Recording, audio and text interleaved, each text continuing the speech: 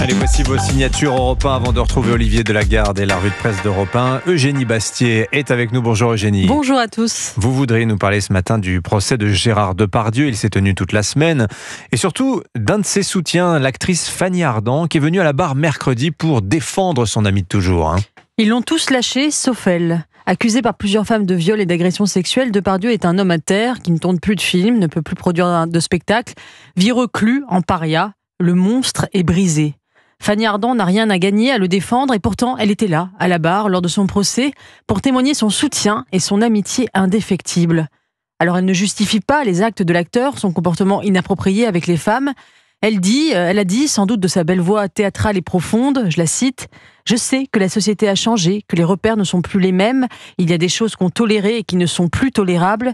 Je sais que beaucoup n'ont pas osé venir défendre Gérard parce qu'ils avaient peur de perdre leur métier, peur de ne plus pouvoir être acteur. Oui, la peur a changé de camp, comme le disent les féministes, mais elle n'effraie pas Fanny Ardant.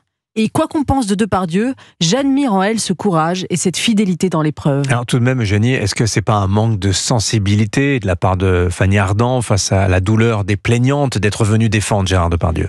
Écoutez, on peut avoir le plus grand respect pour les victimes tout en reconnaissant à l'accusé le droit d'être défendu. À l'entrée du tribunal, des militantes crient des slogans « Victime, on vous croit, violeur, on vous voit ». On a l'impression que désormais, dans les affaires de violences sexuelles, la défense de l'accusé est devenue en soi un outrage sexiste.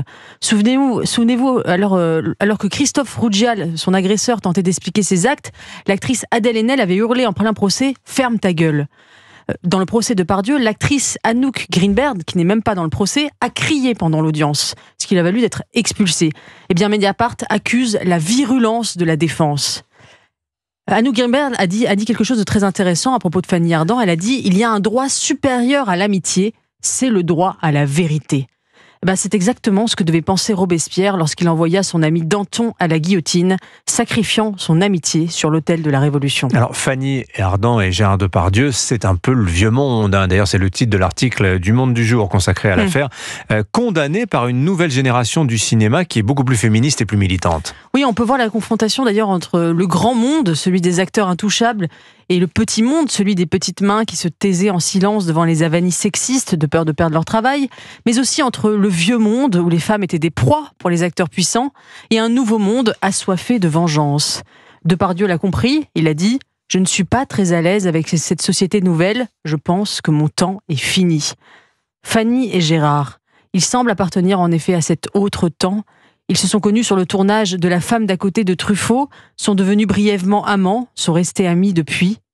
Après son vibrant plaidoyer, Fanny Ardant s'est levée, elle s'est penchée vers l'acteur de 76 ans et l'a embrassé sur les deux joues, dans un silence de plomb. Pardon, mais j'ai trouvé ce qu'il y avait dans ce geste du panache, de l'honneur, de la fidélité. C'est ça aussi le vieux monde. La justice, ce n'est pas la meute. Et cette semaine, Fanny Ardant l'a rappelé.